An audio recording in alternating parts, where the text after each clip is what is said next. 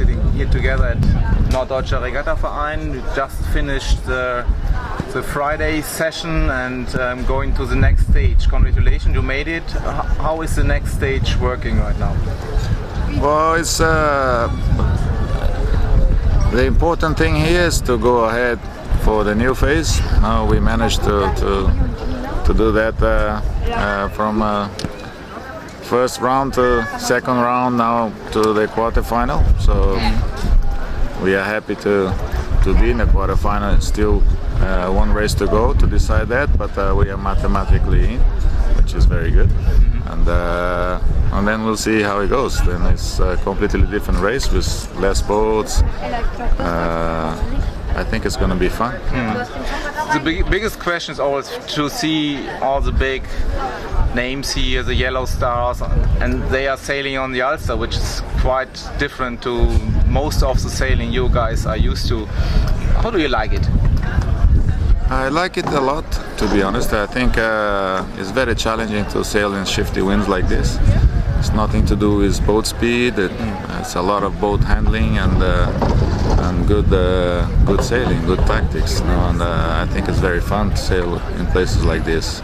I really like it, and we have been very lucky with a good wind and very sunny and warm conditions. I think not very often you have that over here. So it's like Brazil, isn't it? You couldn't expect it. But so if anybody told you it's always like it, it's not. But yeah. So we're really happy. So you have some background in sailing on small lakes? It's where you grew up? I learned to race in Brasilia. That's in the capital of Brazil. It's in the middle of the country. It's an artificial lake. It's bigger than here, but it's very shifty, very tricky place. And I lived there for 5 years, and I learned to race over there. So I still have good lessons I learned there that I can use here.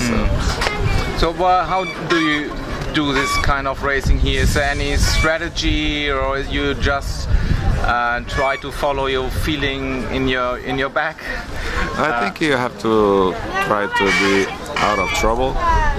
It's very close racing because of the course is very small, so there's boat everywhere. So avoid being in the pack and try to be in a good path and in a lifted tack. That's the main thing. It looks easy. It looks, but you noticed today. I mean, it's now we're just sailing the top 30. It was much closer the racing, of course. Did you like the gate at the windward mark? I thought it was a strange idea to begin with, but during the racing it was actually working very well. So I think it was nice to have it. It gives a little escape route when there's too many boats at the top mark. And I think it was fun. It was good. Yesterday with Matthias we were talking about luck as well. I mean, there were some really marginal races in the beginning where the wind completely stopped and then started to one pitch. On the other hand, the good guys were in front, and you as well. Do you think you have to have more luck here on this small lake sailing? Well, luck is always good to have. It always help, but always in life. Yeah, but you have to be ready to take advantage of your lucky moments. Sometimes you don't realize you are in a lucky moment and you lose it. No? And so I think it's important to use the opportunities you have. How do you think your for tomorrow, for the next racing, where can you be sailing against the guys? I mean, there are some people who are in really good shape still because they made the last Olympics. Where do you see yourself? Yeah, well, in maneuverability we have a little difficulty here. I'm sailing with Stefano, the boat builder of the Lilia boats. Oh, because I saw it. Yes. I remember see the name, but he's really the boat builder, of course. Okay. And it's very fun, and we are very good friends. Yeah. But he's not used to do the bow, and when we only sailed together another time, it was, I don't know, more than 10 years ago. So it's hard for him, and of course it's a little hard for me too. But we knew it was gonna be like that, so there's nothing wrong with it. Some shouting. Yeah, well, when just things are you really shouting? Just a little bit. No, it's just normal. Of course. Because you used to sail with very good people and to be very well trained, so you used to a standard of everything happening, everything working, and sometimes it doesn't happen that way, and you get frustrated, and so you have to lose the pressure a little bit. But he's doing a good job, and it's a difficult place for a crew that's not used to crewing and hasn't been practicing at all. So it's quite difficult. A lot of maneuvers. Racing today was a lot harder than the other days with the split fleet. Today we had all the top 30 guys there, so it was, and more wind as well. And more wind, and shorter course, more laps. So you had to hike. Are you still a good hiker? Yeah, I hike more than my crew. But I think the next round might be a little easy racing because you have less boats. You know? Of course, you're gonna have the top 10 boats, so it's gonna be hard as well. But I think 10 boats is gonna make for a more open race instead of 30 boats on this course. Is it like the star boat class? I mean, it's changed a little bit in the last, couple of years when there were so many laser and finding sailors in there, and they used to wear hiking pants because the helmsman had to hike a lot. Is it changed a lot and in the performance of the boat? Or? Hiking always helps. If it helps the laser, it helps the star as well. You know? But it might not be as dramatic as you see in the laser, but for sure it helps. So you always have to hike. Of course, when you take the Olympic sailors out of the equation, we have a lot of Olympians over here, but they haven't been in the same level as you are when you're Olympic campaigning. So I think it's more open racing for the other class members. It's more fun for the normal star sailor to sail against guys that are not as well trained as Olympic sailors are. Okay. So you are really doing it for big fun here. It's a big family. That's the feeling I have here. Your Star Boat. Well, I think the Star Sailors League is a great idea. It's going well. It's going forward. It's growing, and it's attracting a lot of attention. A lot of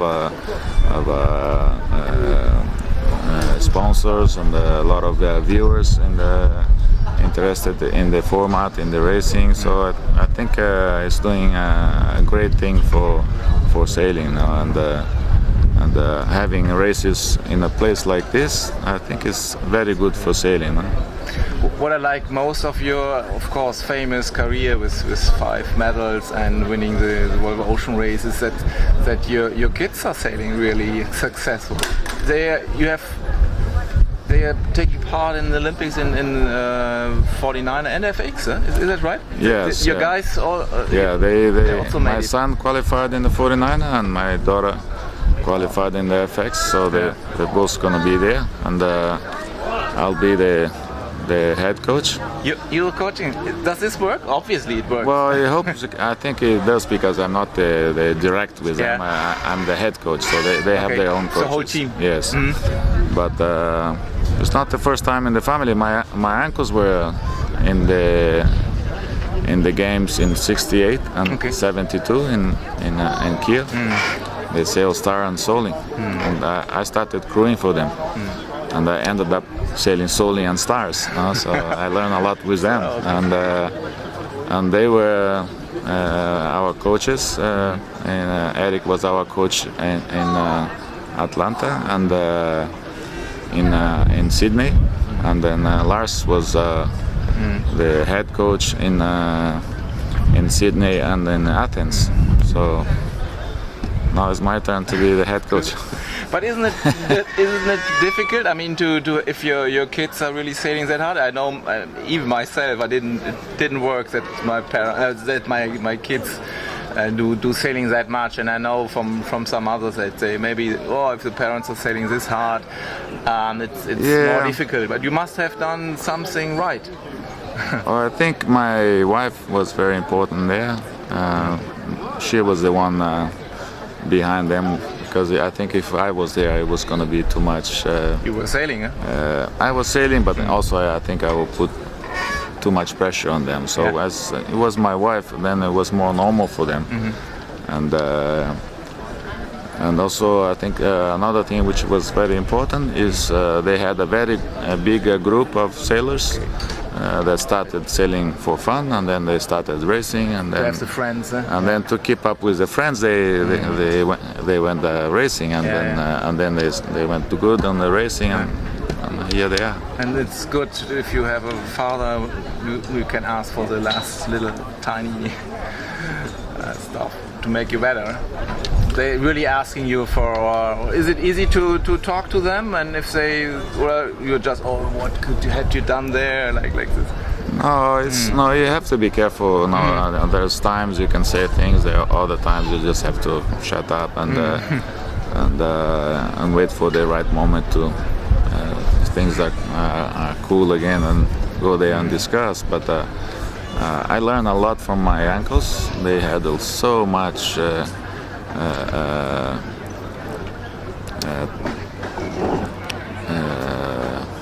Know-how with them, and I learned so much sailing with them and with their coaching, and with my kids, I never go there and I say you have to do this, you have to do that. But every time they come to me and they ask, then it's different. Then I'm happy to go there and discuss with them, and I think it's working okay. Are they able to win a medal? Of course, for Marco it's harder. Peter Burling is of course is from another planet. So you have also Nathan, the Australian guy, also very, very good. So then basically there's, in theory, there's one medal for the others, but Olympics is Olympics. You never know what's gonna happen. He's have progressed a lot. 2 years ago, 3 years ago, he was not even making the gold fleet. Now he's often making the medal race. So I think he's gone forward. But Martina and Kaena, they're doing very well on their FX. They were Sailors of the Year in 2 years ago, and kind of favorites. And no, I don't think they are favored, but just because they're sailing home. But I don't think the home advantage is going to be that big, because everyone has been sailing there for a long time. So I think the place there is very unpredictable. No, it's more a little bit like this, different, but it's very shifty and a lot of current. So it's a challenging place as well. So I think it's gonna be very open. I follow a little bit the story of Santiago Lange. It's kind of the same. I mean, he's going for the Olympics as well, and his sons are campaigning on the 49er, which is very nice. So it's maybe good to have a name in your pocket, which helps you for your self-confidence.